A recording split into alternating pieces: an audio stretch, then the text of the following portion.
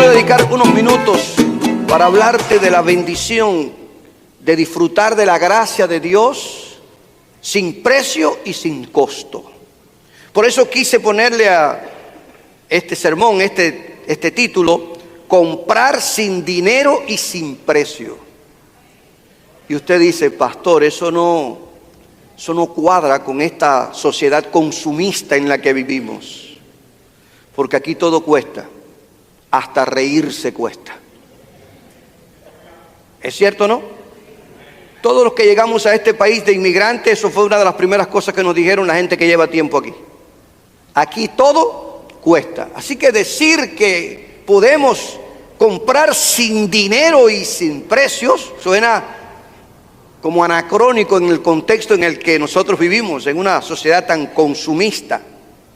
Hay una expresión del profeta Isaías, de la cual tomé para poner el título a este sermón, que después que el profeta, inspirado por el Espíritu Santo en los capítulos 53, 52, habla acerca del siervo sufriente para referirse a Jesucristo unos 700 años antes, aparece en el versículo 1 del capítulo 55 del profeta Isaías una invitación espectacular que tiene que ver con el tema que yo quiero tratar con ustedes. Y dice el profeta Isaías, inspirados por Dios: a todos los sedientos, venid a las aguas. Los que no tienen dinero, venid, comprad y comed.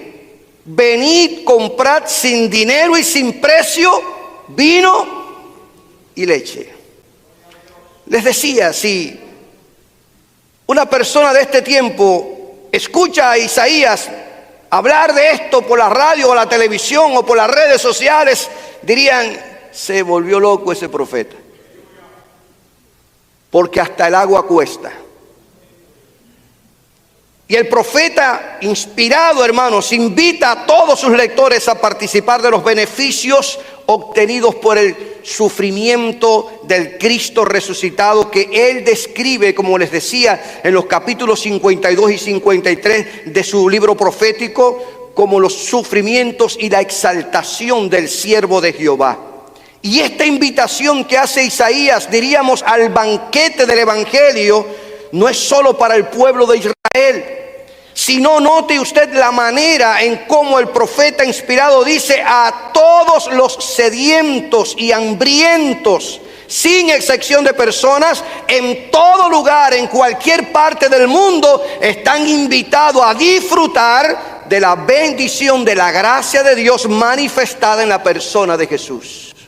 Me gusta el comentario que hace William MacDonald, uno de los comentaristas bíblicos de esta escritura. Él dice que las bendiciones aquí que describe el profeta Isaías son las aguas del Espíritu Santo, el vino del gozo y la prosperidad, y la leche de la buena palabra de Dios que alimenta nuestras almas. Diría que son el don gratuito de la gracia que alcanzamos por medio de los méritos de Jesucristo. Por eso es que el profeta dice: venid y comprad sin dinero y sin precio.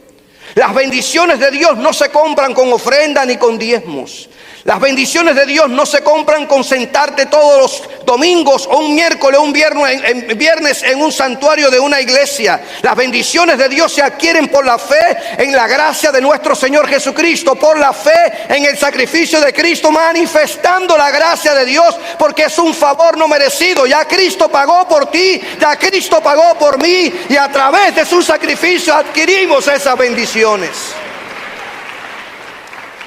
Aleluya.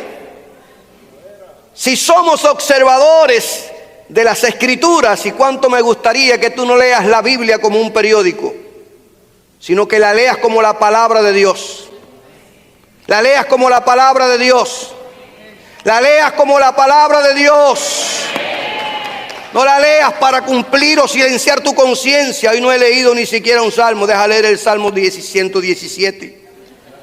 Que apenas tiene un versículo para que mi conciencia no me redarguya. Cuando leas la Biblia, léala como la palabra de Dios. ¿Qué tiene Dios que decirme a través de su palabra? Y te lo he dicho desde otra vez aquí, desde este altar. Hay quien anda corriendo detrás de los profetas actuales para que le den una palabra y sin embargo no leen la Biblia.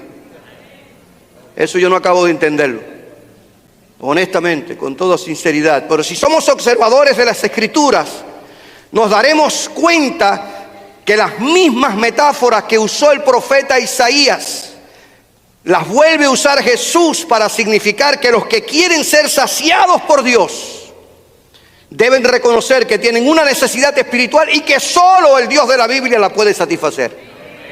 Que no se satisfacen las películas de Netflix, que no se satisfacen en la televisión ni en la radio, que no la satisface ningún Dios inventado por los hombres, que no la satisface ningún youtuber, que no la satisface ningún tipo de gente que quiere meterle tantas ideas en la cabeza a la gente. Que el único que satisface la necesidad espiritual del hombre se llama Jesucristo. Gloria a Dios. Y es impresionante, y no debería yo de impresionarme como predicador de la Biblia si yo creo que Dios es un Dios sabio, soberano, y que la Biblia es y tiene un mensaje desde el Génesis al Apocalipsis. Jesús en el Sermón del Monte, cuando comienza su discurso según el Evangelio de Mateo, da esta serie de bienaventuranzas que no es más que las normas éticas de aquellos que vienen a formar parte de su reino y que deben observarlas.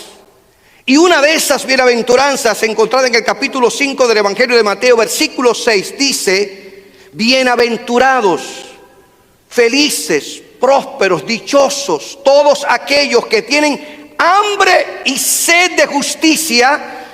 ¿Cuál es la promesa? Porque ellos serán bienaventurados. Todos los que tienen, todos, note usted, bienaventurados los que tienen hambre y sed de justicia, porque ellos serán ¿qué?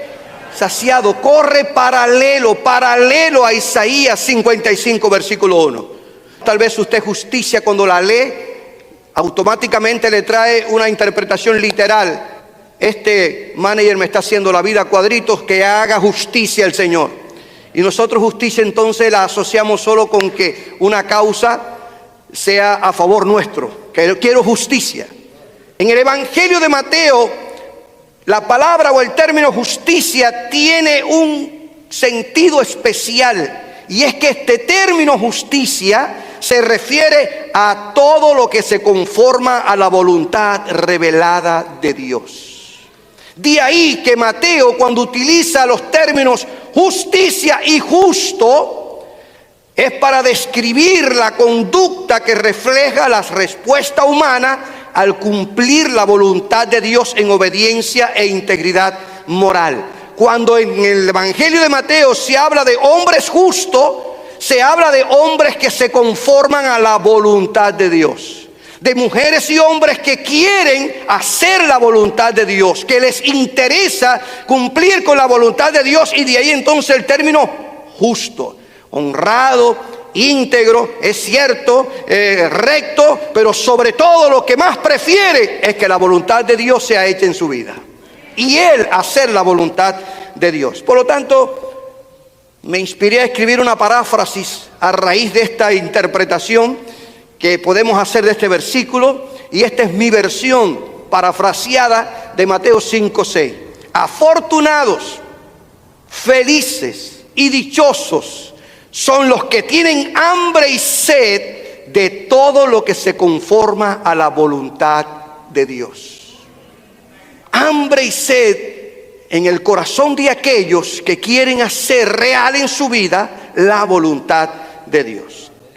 Por lo tanto, hermanos, en este sentido, tener hambre y sed de justicia es tener deseo ferviente, anhelar, añorar o apetecer intensamente hacer toda la voluntad de Dios, aunque esa voluntad muchísimas veces no compatibiliza o no está de acuerdo a nuestros deseos, o no coincide con nuestros deseos, pero que a pesar de que no coincida con nuestros deseos, no podemos ignorar que la voluntad de Dios es buena, agradable y perfecta.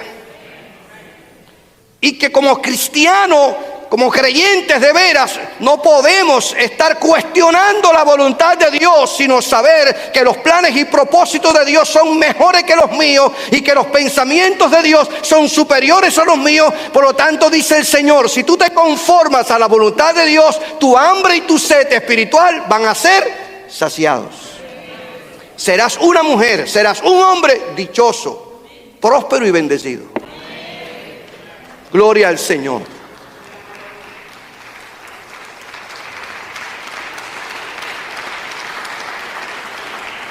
Aleluya.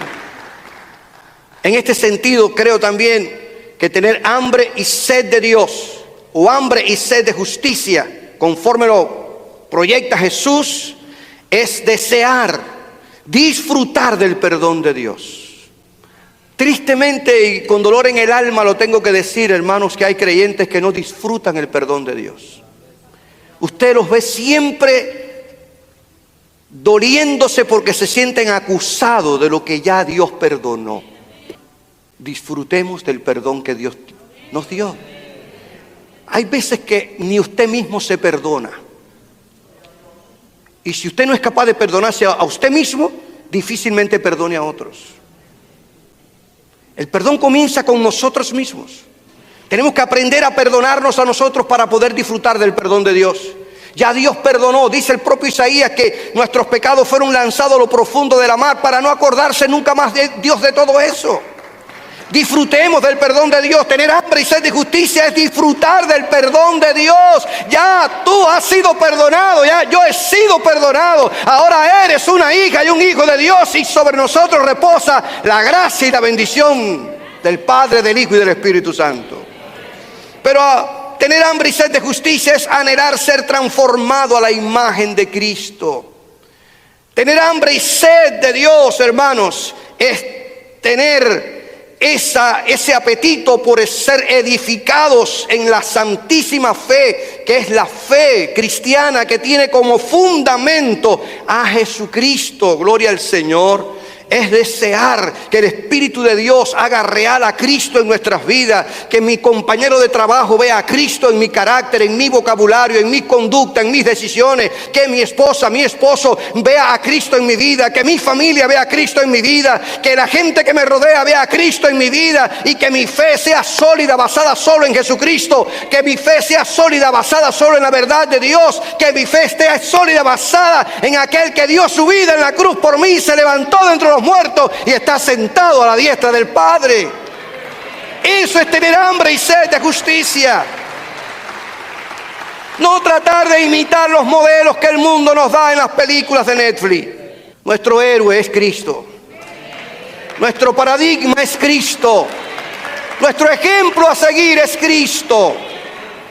Tener hambre y sed de justicia también es vivir la vida cristiana con una expectativa constante. Hay de aquellos que tienen el concepto de que la vida cristiana es una redundancia, es un círculo vicioso. La vida cristiana es una vida que se vive con expectación. El propio Jeremías, en medio de su lamento, él dijo que las misericordias de Dios son nuevas cada mañana. Es cierto que, como les decía hace unas semanas atrás, usted el 1 de enero del 2023 se levantó, durmió en la misma cama. Desayunó lo mismo. Le vio la misma cara a su esposa o a su esposo. Se levantó del lado derecho o del lado izquierdo. Se montó en su mismo carro. Fue al mismo trabajo. Le pagaron la misma cantidad tal vez el mismo viernes en la semana. Es lo mismo. Año nuevo por lo mismo. Porque alguien dijo que este es el año del consumismo. Con su mismo carro, con su misma casa, con su mismo salario y con su misma esposa. Porque no lo podemos cambiar, ¿eh? Pero hay algo importante en medio de todo esto, y es que sí hay algo nuevo. Y es que la misericordia de Dios es nueva cada mañana. La gracia de Dios nos alcanza. La vida cristiana no es una vida rutinaria, es una vida de nuevas experiencias.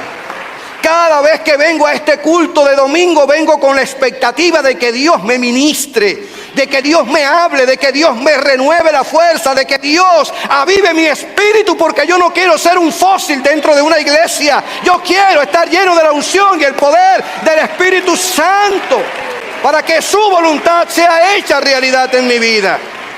Yo tengo que escribir mi historia en esta vida, hermano. Yo no puedo pasar por esta tierra sin dejar una huella, un ejemplo que mis generaciones no la sigan. Y tener hambre y sed de justicia es vivir la vida cristiana con expectativas.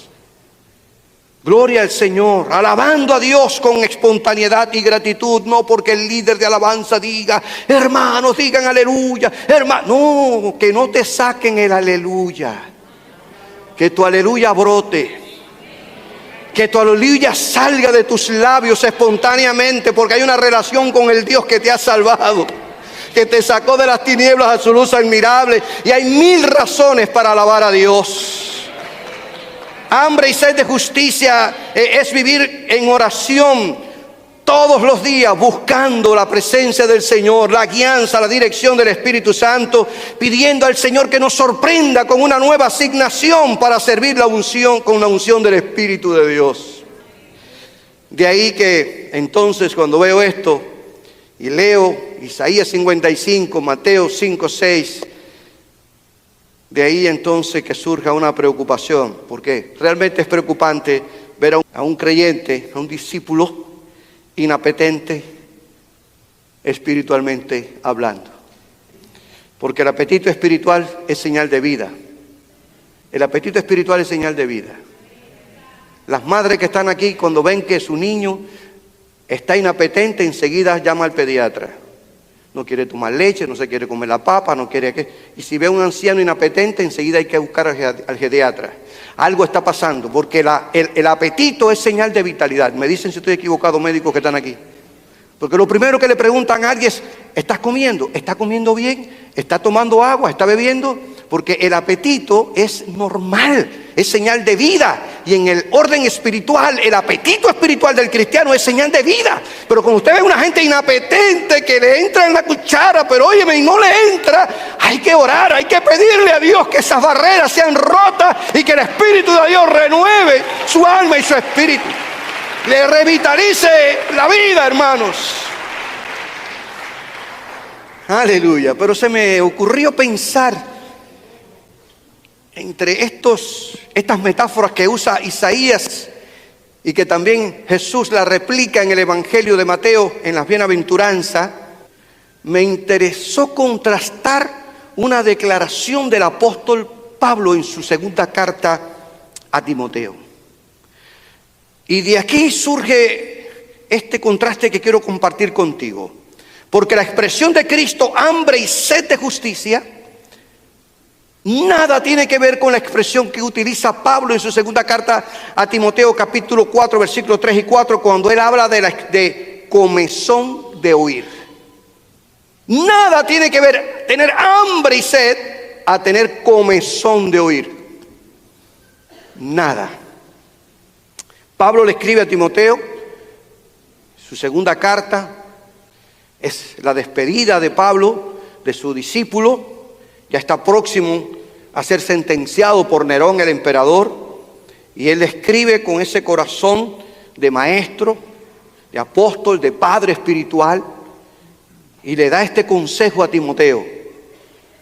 Timoteo, vendrá tiempo cuando la gente no soportarán, eso es lo que significa no sufrirán la sana doctrina, sino que teniendo comezón de oír, se amontonarán maestros conforme a sus propias concupiscencias y apartarán de la verdad el oído y se volverán a las fábulas. Aquí esta advertencia de Pablo es importantísimo que nosotros la tomemos en cuenta. Esta comezón de oír, según Pablo en este versículo, él la asocia a no sufrir la sana doctrina, a apartarse de la verdad y a volverse a los cuentos y a las fábulas de la gente. Y esta expresión paulina nada tiene que ver, vuelvo y digo esto, hermanos, con la bienaventuranza de Cristo de tener hambre y sed de Dios. Porque cuando nosotros estudiamos este término, comezón de oír, encontramos que esta expresión de Pablo describe el mismo fenómeno que ocurría en la ciudad de Atenas cuando él llegó allí para esperar a Silas y a Timoteo, que habían quedado en Berea a raíz de la persecución que habían tenido tanto en Tesalónica como en Berea.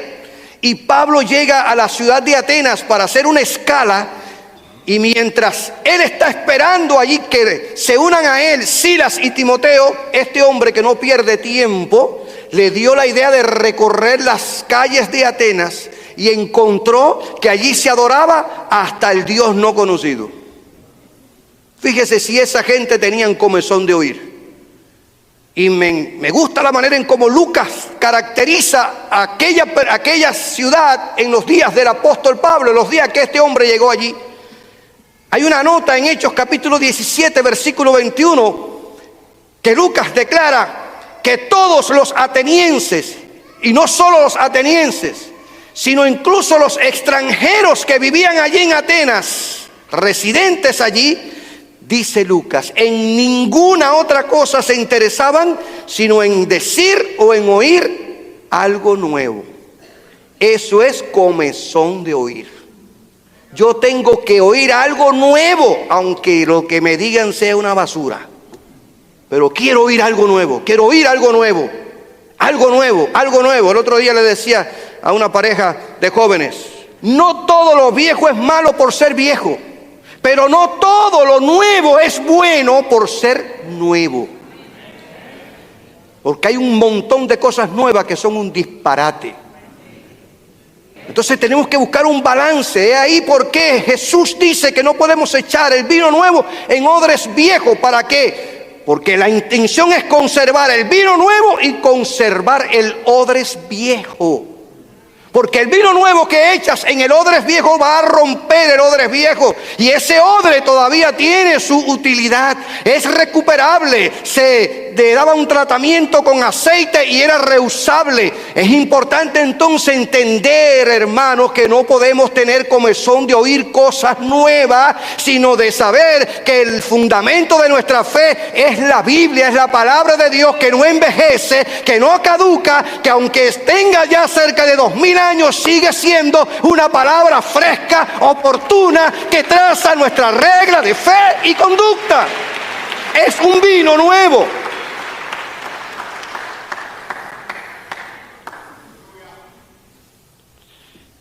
Estos atenienses tenían una pasión compulsiva por oír algo nuevo, novedades.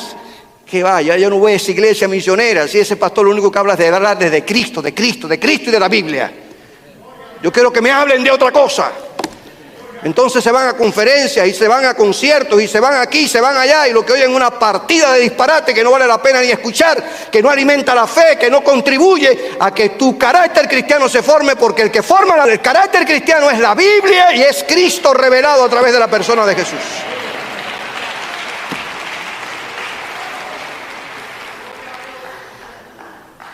Pero lo triste de todo esto es que la misma patología de los atenienses, es decir, la misma enfermedad de aquella gente, es que hoy hace a muchas personas navegar infinitamente por internet en busca del último tema de discusión, de los últimos temas del momento, que son tendencias.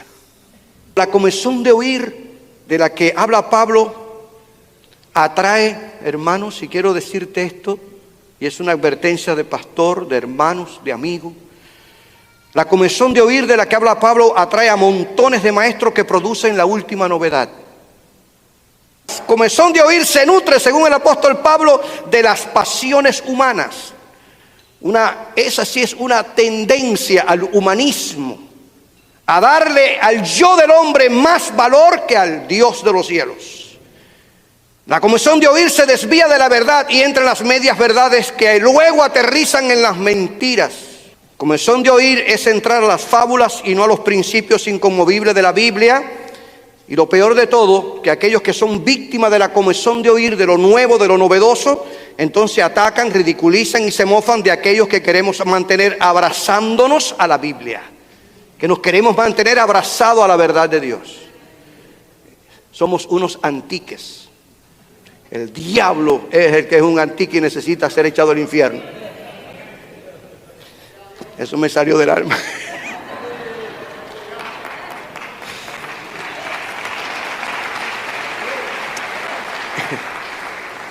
Sin embargo, hermanos, ¿por qué quise significar esto?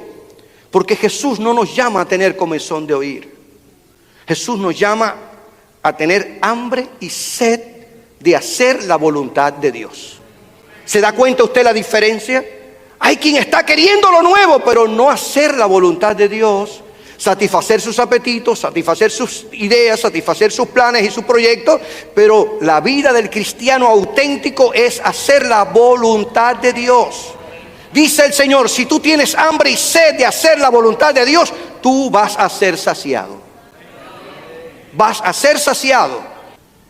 Cuando el Señor dice, felices, prósperos y bendecidos, afortunados los que tienen hambre y sed de justicia, el Señor está hablando del hambre que tiene una persona que está a punto de morir de debilidad por desnutrición.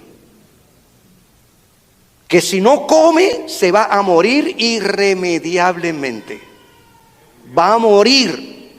O cuando habla de sed, el término sed, de la raíz griega de donde se interpreta esta palabra, se está refiriendo a esa sed de una persona que se va a morir por deshidratación si no le suministran algún líquido. Es dos términos que utiliza Jesús, dos metáforas para significar una necesidad urgente. Urgente. Amén.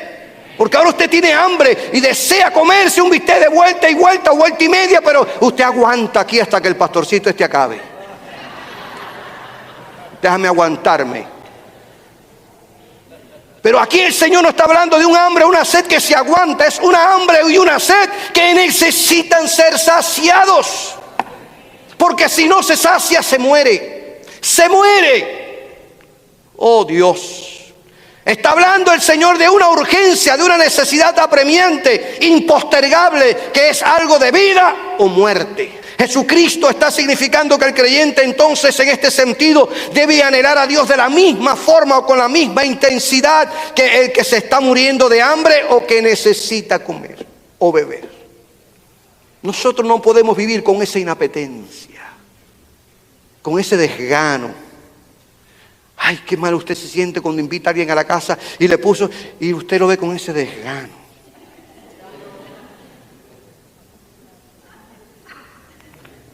Usted le da deseo de quitar el plato del frente. Déjeme no bajarme de la cruz. Pero, de veras que, imagínese eso en el sentido espiritual. Imagínese eso en el sentido espiritual. Y yo siempre esto lo llevo al punto en el que, ¿cómo Dios estará valorando esa actitud? ¿Cuánto hizo Dios por nosotros?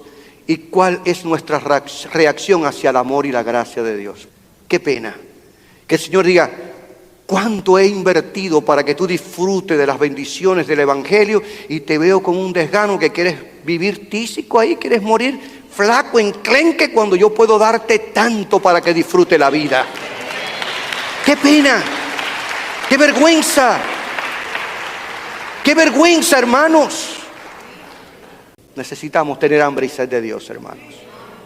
Me encanta cuando yo los veo a ustedes adorando a Dios. Sus manos en alta, alzando la voz, reconociendo que sin Dios no somos nada. Deje que nos digan fanáticos. Deje que digan lo que le digan. Nosotros felices en Cristo.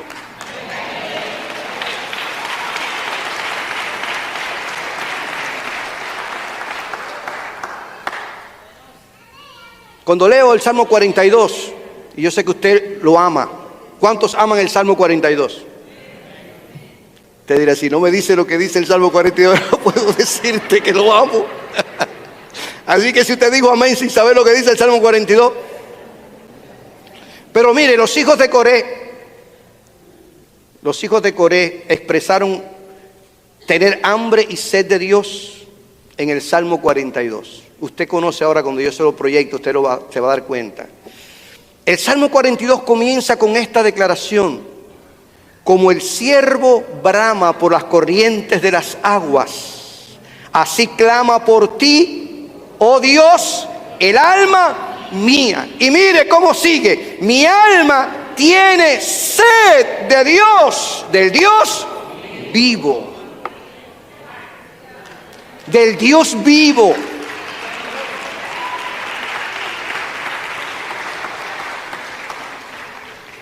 No de cualquier Dios, no de cualquier deidad, del Dios vivo. Aleluya, mi alma tiene sed de Dios. Y utiliza esta linda metáfora: como el ciervo brama por las corrientes de las aguas. Me encanta la forma en cómo algunos comentaristas bíblicos ven esta expresión de los hijos de Coré: como el ciervo brama por las corrientes de las aguas.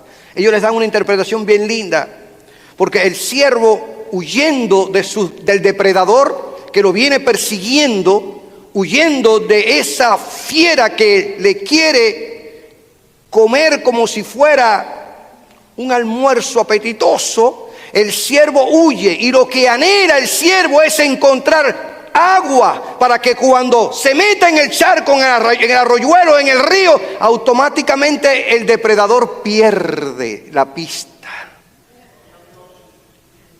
Y esa es la forma en como algunos comentaristas ven esta expresión de los hijos de Coré: como el ciervo brama por las corrientes de las aguas. Además de desear saciar su sed, también quiere llegar a las aguas para librarse del depredador que le viene a buscar. Y si usted lo mira desde este contexto espiritual, hermanos, nuestra alma tiene que desear al Dios vivo para que satisfaga nuestra sed espiritual, y al sumergirnos en las aguas del Espíritu, oiga, seamos guardados, protegidos contra ese león rugiente que anda buscando a quien devorar. Pero en la presencia de Dios somos protegidos, guardados y librados de toda fuerza de las tinieblas. Meternos, sumergirnos, como esa visión que tuvo Ezequiel del río que salía del altar, que él comenzó a cruzarlo hasta que dice: pasé por un tramo de ese río que ya yo no podía dar pie, hasta que me tuve que sumergir en las aguas. Hay que desear a Dios con esa sed. Hay que desearlo, hermano. Que el trabajo no te nuble tu visión y tu llamado. No, hermanos, por favor, no pierdas el apetito de estar en la presencia de Dios, de tener tu tiempo devocional, de leer tu Biblia, de doblar tus rodillas, de orar en tu casa, en tu carro, en tu trabajo. Por favor, todo aquí termina. Lo único que conserva y que persevera es lo que nosotros allá en los cielos estamos allí acumulando, porque al final pasaremos la eternidad con Cristo Jesús.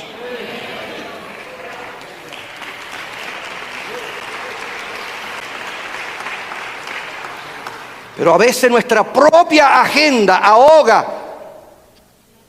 nuestra intimidad con Dios. Y andamos muriéndonos de sed cuando el Señor tiene agua suficiente para satisfacer nuestra necesidad espiritual. El rey David es otro que expresa en varios de sus salmos su apetito espiritual. David era un hambriento de Dios. Era un hombre sediento de Dios. Me inspiran sus salmos, su historia, su intimidad, su comunión con Dios. Cuando escribe el Salmo 63, él dice: Dios, Dios mío eres tú. De madrugada roncaré. De madrugada te buscaré. Mi alma tiene sed de ti. Mi carne te anhela. Carne aquí se refiere a su cuerpo, su vida, todo su ser. Amén. Te anhela en tierra seca y árida donde no hay aguas. Yo sé, Señor, que tú eres quien satisface mi sed, para ver tu poder y tu gloria, así como te he mirado en el santuario. Que en los tiempos de sequedad, que en los tiempos en el que estás pasando por valles de sombra, Por los tiempos en el que estás atravesando por desierto, tienes que saber que el único oasis en el que vas a encontrar agua que satisface tu necesidad espiritual es en la presencia del Dios de los cielos. Cuando leo las cartas del apóstol Pedro, encuentro un consejo apostólico sumamente interesante. Pedro, escribiéndole a la iglesia perseguida, sabiendo que están pasando por un proceso tan duro y difícil, y me encantan las cartas de Pedro, porque Pedro le está escribiendo a cristianos perseguidos, no cristianos que son gente que no tienen problema por creer en Dios, como muchos de nosotros. En el tiempo de Pedro, la gente a quien él está escribiendo son gente perseguida, tanto por los judaizantes como por el imperio romano. Creyentes de una segunda y tercera generación de cristianos que no habían conocido personalmente a Jesús, como tú y yo, que creemos por la fe. Es la razón por la que Pedro, cuando escribe su primera carta, él dice: yo me admiro de ver la fe que ustedes tienen, la misma fe que tenemos nosotros. Porque yo vi a Jesús cuando resucitó a Lázaro de entre los muertos. Yo vi a Jesús cuando resucitó a la hija de Jairo. Yo vi a Jesús cuando sanó al ciego de nacimiento. Yo vi a Jesús cuando libertó a aquel muchacho endemoniado. Yo vi a Jesús cuando sanó a mi suegra en mi casa. Yo vi a Jesús echar fuera demonios a aquel gadareno. Yo vi a Jesús cuando levantó a un paralítico. Yo fui testigo del Cristo resucitado. Para más, yo vi a Jesús cuando ascendió al cielo. Yo fui testigo del poder del Espíritu Santo. Pero ustedes no han visto a Jesús físicamente.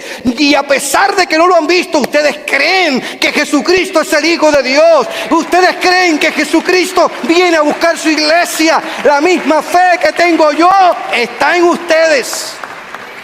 Y Él les anima.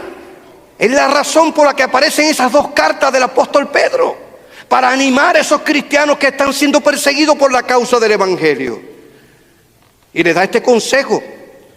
El capítulo 2, versículo 2 de su carta, de su primera carta, Él les dice: desead de forma imperativa, no es una opción.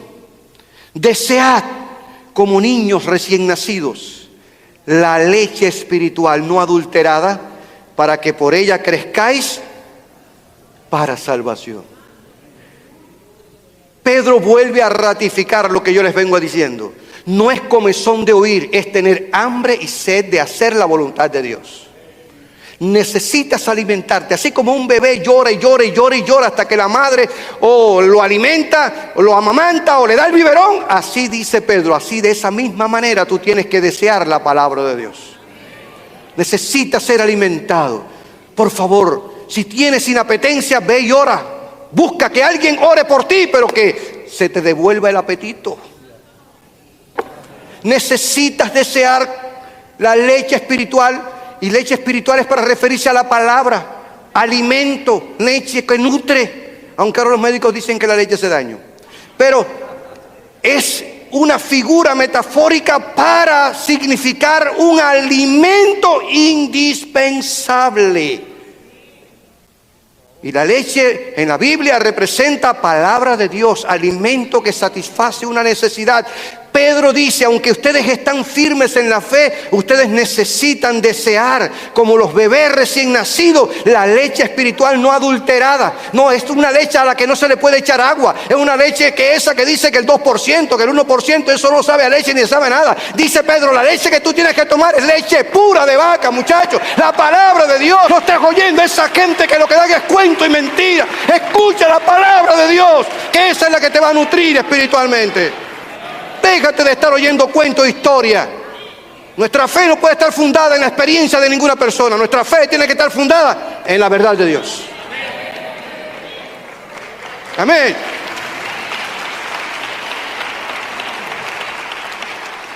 Miren, hermanos, para ir cerrando, si miramos la bienaventuranza, bienaventurados los que tienen hambre y sed de justicia. ¿Y cuál es la promesa? Porque ellos serán saciados. Y aquí obviamente queda implícito que solo el Dios de la Biblia puede satisfacer esa necesidad espiritual en la vida de los seres humanos. Tal vez los hambrientos y sedientos de justicia, de honradez, de integridad, de desear hacer la voluntad de Dios fueran menospreciados por la religión de la religión del tiempo de Jesús. Tal vez fueran marginados, no tomados en cuenta, calificados como fanáticos o locos, seguidores de un Galileo. Pero dice el Señor, si tú tienes hambre y sed de justicia, de hacer la voluntad de Dios, yo te garantizo que Dios, el Dios de la Biblia, el Dios de los cielos, te va a saciar esa hambre y esa sed. Dios promete en su palabra satisfacer completamente, no a medias, completamente el hambre y la sed de los que le buscan en espíritu y verdad. Hay un versículo en el libro del profeta Isaías que canté no sé cuántas veces en la iglesia de Florida, Camagüey, Cuba. Isaías 58:11 dice: Jehová te pastoreará siempre, y en las sequías saciará tu alma, y dará vigor a tus huesos, y serás como huerto de riego, y como manantial de aguas, cuyas aguas nunca faltan. Estas palabras proféticas en el contexto eran dichas a aquellos que irían al cautiverio, y ya Isaías tantos años antes le estaba profetizando que a pesar del cautiverio Dios seguiría siendo el pastor de Israel. El Señor te va a pastorear siempre, aun cuando tengas que ir al cautiverio. El Señor va a saciar tu alma, Él va a dar vigor a tus huesos. Él va a ser como un huerto de riego, como un manantial de aguas cuyas aguas nunca van a faltar. Pero nosotros, como el Israel de hoy, bajo la gracia de Dios, esta promesa la hacemos nuestra. Aplícala a tu vida, ponle tu nombre. Él, en los días que parezca que está seco, Él te va a saciar tu alma. Él va a ser un manantial de agua viva, agua que siempre va a fluir, agua que siempre va a correr, agua que no se va a estancar, agua que representa el fluir del poder del Espíritu Santo en ti. Esa promesa de Jesús cuando dice que cuando viniera el Espíritu Santo en nosotros, habría en nosotros un río de agua que viva. Y yo no sé si lo he dicho aquí otras veces, pero si lo he repetido, perdónenme, porque ya uno a cierta edad se convierte en alguien repetitivo. Pero agua viva es un agua que corre, no es un agua que se estanca, porque el agua que se estanca se pudre. El Señor no nos compara con un estanque, el Señor nos compara con agua viva. Agua viva es el agua que corre, el agua que fluye. Usted se da cuenta cómo la vida cristiana no es una vida de estanque, es una vida de fluidez, es una vida de nuevas experiencias, es una nueva vida de unción y de fluir del Espíritu de Dios. El Espíritu de Dios te va dando y te va dando y te va dando, porque de nuestro interior corren ríos de agua viva, y esa agua viva va quitando lo que no sirve. Esa agua viva se va llevando todo aquello que perturba nuestra relación con Dios. Esa agua viva va sanando, esa agua viva va sacando todo lo que puede interrumpir que el fluir del Espíritu se manifieste en nuestras vidas. Jesús declaró: yo soy el pan de vida. El que a mí viene nunca tendrá hambre. ¿Está oyendo? Y el que en mí cree no tendrá sed jamás. Las mismas metáforas. ¿A dónde estás buscando satisfacer tu sed y tu hambre espiritual? ¿En quién, hermano, querido, amigo que me visitas? ¿En quién? Jesús es la fuente inagotable. Te recuerdo que podemos disfrutar de las aguas del Espíritu Santo, podemos disfrutar del vino del gozo del Señor y de la leche de la buena palabra de Dios, porque Jesucristo ya pagó por el don gratuito de la vida. El Apocalipsis de Juan cierra con una promesa de cielo nuevo y tierra nueva. Y la promesa de Cristo, la promesa del Cristo triunfante que dice: yo soy el alfa y la omega. Repítalo conmigo: yo soy el alfa y la omega, el principio y el fin. Al que tuviere sed, yo le daré gratuitamente de la fuente del agua de la vida.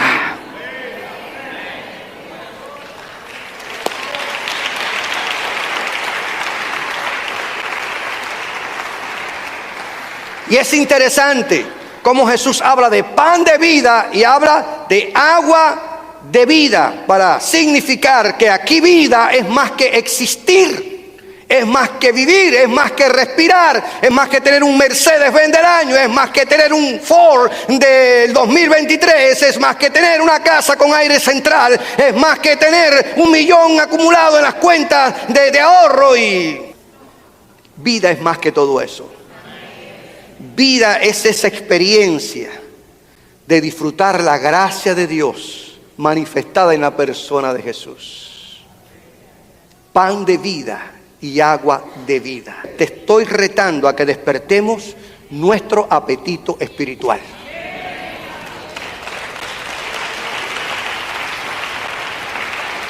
Vamos a buscar a Dios con más exigencia y devoción. Seamos más esforzados y sacrificados en buscar a Dios. Porque, hermanos, un mundo enfermo necesita una iglesia saludable. Un mundo extraviado de la verdad necesita una iglesia intencional. Un mundo que se desvaloriza por día necesita una iglesia relevante. Y lo vamos a hacer bajo la unción y el poder del Espíritu. Desempolva dones, talentos y ministerio. No es tiempo de perder tiempo. Es tiempo de aprovechar el tiempo.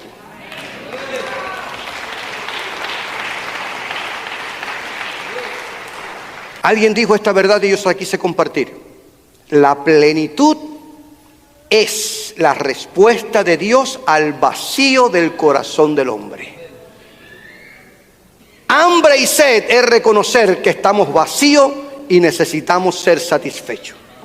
Y cuando Dios nos satisface, lo hace a plenitud. Me encanta la declaración de Juan el Bautista cuando él dice que Dios da el Espíritu sin medida. Eso implica plenitud, plena satisfacción. No sigas andando por el mundo, hermano y hermana, por ahí, inapetente, desganado, como que no quieres ya seguir viviendo. Hay mucho que hacer todavía.